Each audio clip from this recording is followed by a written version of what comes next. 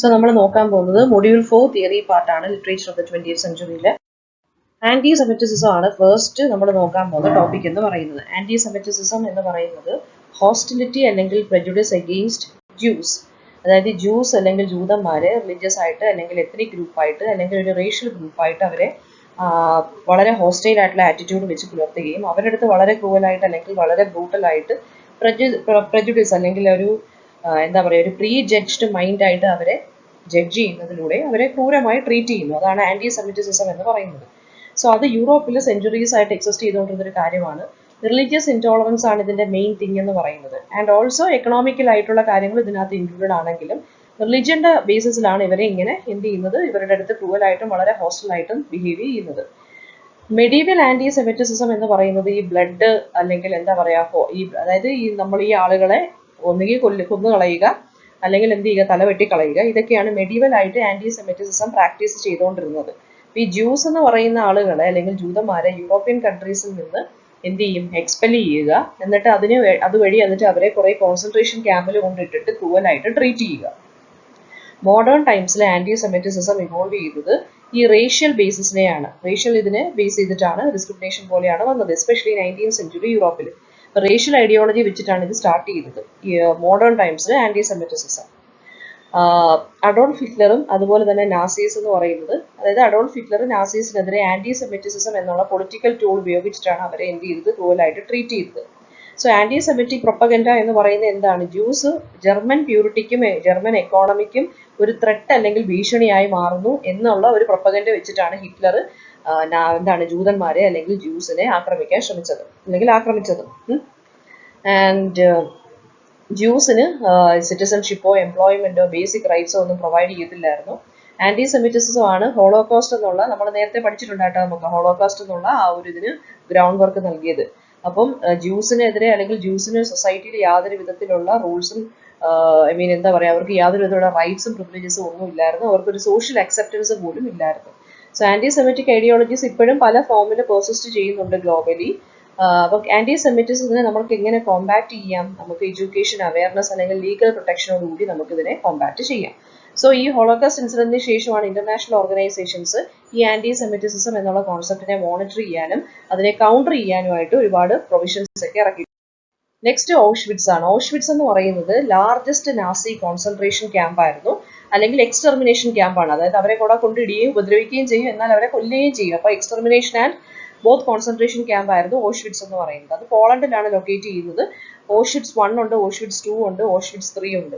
1940 ഇത് തുടങ്ങിയത്. അത് പോളിഷ്, അതായത് പോളണ്ടിലെ പൊളിറ്റിക്കൽ പ്രിസണേഴ്സിന് വേണ്ടിയായിരുന്നു. പിന്നീട് അത് നാസിയുടെ, അതായത് ജ്യൂസിനെ എക്സ്റ്റെർമിനേറ്റ് ചെയ്യാൻ വേണ്ടിയുള്ളൊരു സൈറ്റ് ആയിട്ട് മാറി. ഒരു 1.1 മില്യൺ പീപ്പിളിനെ അവിടെ വെച്ച് കൊന്നിട്ടുണ്ട്. Mostly majority ജ്യൂസിനെയാണ് കൊന്നിട്ടുള്ളത്. ഈ വിക്ടിംസിന് അതുപോലെ തന്നെ സോവിയറ്റ് ആളുകളുണ്ട്, അതുപോലെ തന്നെ വേറെ ഒരുപാട് കാറ്റഗറീസ് ഉണ്ടെങ്കിൽ പോലും നമ്മൾ കൂടുതൽ കൊന്നിട്ടുള്ളതെന്ന് വെച്ച് കഴിഞ്ഞാൽ ഈ ആരെയാണ്, ജൂതന്മാരെയാണ്. ഓക്കെ, ഈ ഓഷ്വിറ്റ്സ് 2 ലാർജ് ഗ്യാസ് ചേമ്പേഴ്സും ക്രിമറ്റോറിയം ഒക്കെ ഉണ്ടായിരുന്നു. പ്രിസണേഴ്സിന് forced labour, starvation, torture, medical experiments ഒക്കെ ഇവരുടെ ദേഹത്ത് ചെയ്തിട്ടുണ്ടായിരുന്നു.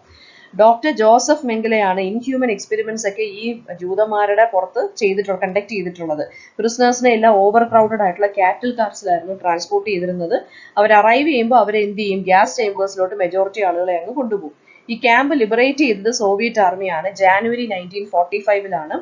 ഇപ്പൊ ഈ ഓഷ്വിറ്റ്സ് എന്ന് പറയുന്ന ഹോളോകാസ്റ്റിന്റെയും ഹ്യൂമൻ ക്രൂവൽറ്റിയുടെ ഒരു സിമ്പിളായിട്ടാണ് മാറിയിരിക്കുന്നത്. ഇപ്പൊ അത് മെമ്മോറിയൽ ആയിട്ടും മ്യൂസിയം ആയിട്ടും പ്രിസർവ് ചെയ്യുന്നുണ്ട്. എന്ന് പറയുന്നത് ജെനോസൈഡ് ആണ്. ജെനോസൈഡ് എന്ന് പറയുന്നത് ഒരു ഇന്റൻഷണൽ ആയിട്ട് നമ്മൾ ഒരു എത്നിക് ഗ്രൂപ്പിനെ, റേഷ്യൽ ഗ്രൂപ്പിനെ, ഒരു റിലീജിയസ് ഗ്രൂപ്പിനെ അല്ലെങ്കിൽ ഒരു നാഷണൽ ഗ്രൂപ്പിനെ ഡിസ്ട്രോയ് ചെയ്യുന്നു മാസ്സായിട്ട്. അതിനെയാണ് നമ്മൾ ജെനോസൈഡ് എന്ന് പറയുന്നത്. റാഫേൽ ലംകിൻ ആണ് 1944 ഈ ഒരു ടേം കോയിൻ ചെയ്യുന്നത്. അതൊരു ക്രൈം, അതായത് അതൊരു ക്രൈമാണ്. ഇന്റർനാഷണൽ ലോ വെച്ച് നോക്കുമ്പോൾ അതൊരു ക്രൈമാണ്. ജെനോസൈഡ് എന്ന് വെച്ചാൽ കില്ലിംഗ് അല്ലെങ്കിൽ സീരിയസ്ലി ഹാമിങ് ഓർ പ്രിവെന്റിങ് ബർത്ത്, അതായത് കുഞ്ഞിന് ജന്മം പോലും കൊടുക്കാൻ പറ്റാത്ത, ജനിക്കാൻ പോലും സമ്മതിക്കാത്ത ഒരു ഗ്രൂപ്പിലെ അങ്ങനെ തുടച്ച് അല്ലെങ്കിൽ കൊല്ലുക.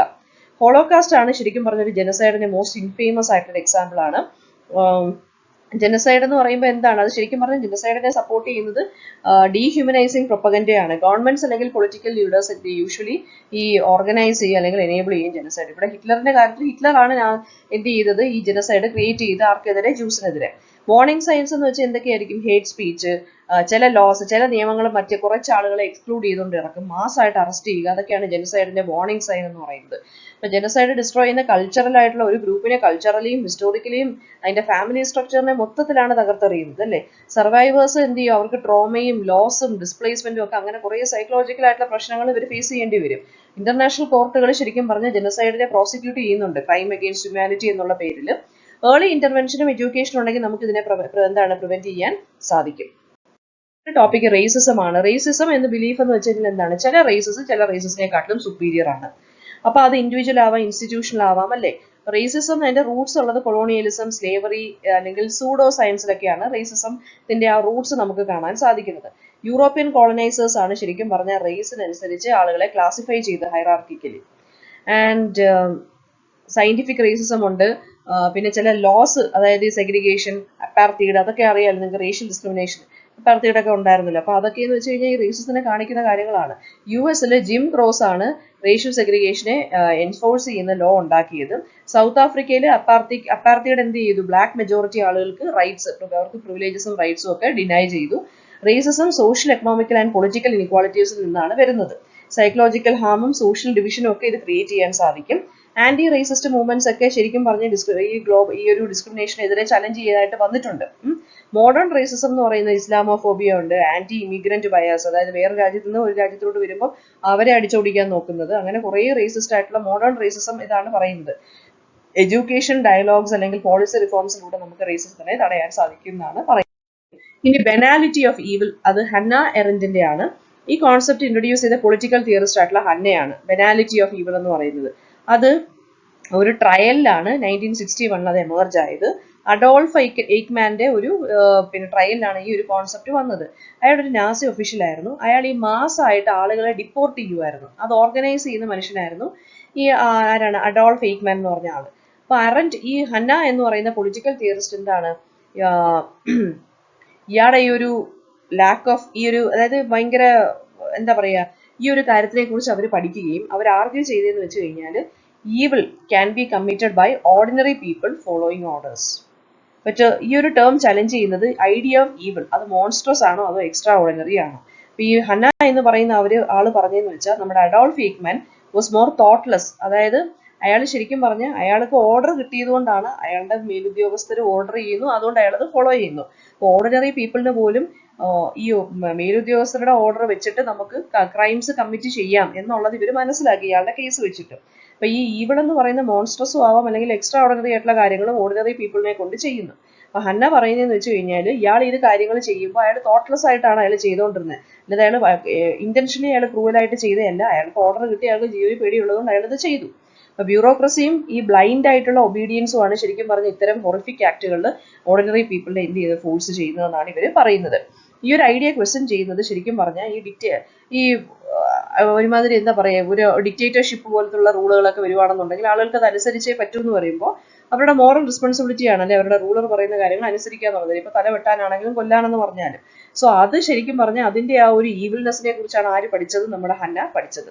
അപ്പൊ ക്രിട്ടിക്സ് മിസ്അണ്ടർസ്റ്റുഡ് ചെയ്തത് ഇയാളുണ്ടല്ലോ, ഹന്ന ഈ മനുഷ്യനെ ഡിഫെൻഡ് ചെയ്തു എന്നാണ് പറയുന്നത്. പക്ഷെ ശരിക്കും പറഞ്ഞാൽ അവർ ഡിഫെൻഡ് ചെയ്തതല്ല. അവർ പഠിച്ച കാര്യം എന്താണ്? ഓർഡിനറി പീപ്പിളിന് പോലും വെറും മേലുദ്യോഗസ്ഥരുടെ ഓർഡർ കേട്ടിട്ട് അവർക്ക് നല്ല രീതിയിലുള്ള എക്സ്ട്രാ ഓർഡിനറി ആയിട്ടുള്ള ക്രൈംസ് ചെയ്യാൻ സാധിക്കും എന്നുള്ള കോൺസെപ്റ്റ് ആണ് ഇവര് പഠിച്ചത്. ഇതിപ്പോഴും ശരിക്കും പറഞ്ഞാൽ റെലവെന്റ് ആണ് ഈ ഒരു അണ്ടർസ്റ്റാൻഡിങ് അല്ലെങ്കിൽ ഈ ഒരു സ്റ്റഡി എന്ന് പറയുന്നത്. അതായത് നമ്മൾ ശരിക്കും പറഞ്ഞാൽ അൺതിങ്കിങ് ആയിട്ട് ബിഹേവ് ചെയ്യുമ്പോൾ നമുക്ക് ഇങ്ങനെയുള്ള കാര്യങ്ങളൊക്കെ നമ്മളും ചെയ്തു പോകും. അപ്പൊ മോറൽ കറേജും ക്രിട്ടിക്കൽ തിങ്കിങ്ങും നമുക്ക് അത്യാവശ്യമാണ് എന്നാണ് ഇവർ പറയുന്നത്.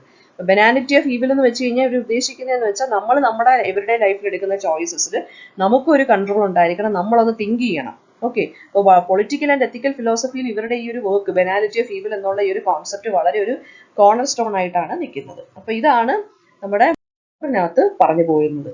ഇതിൽ ഡൗട്ട് ഉണ്ടെങ്കിൽ കമന്റ് ബോക്സിൽ ചോദിക്കുക.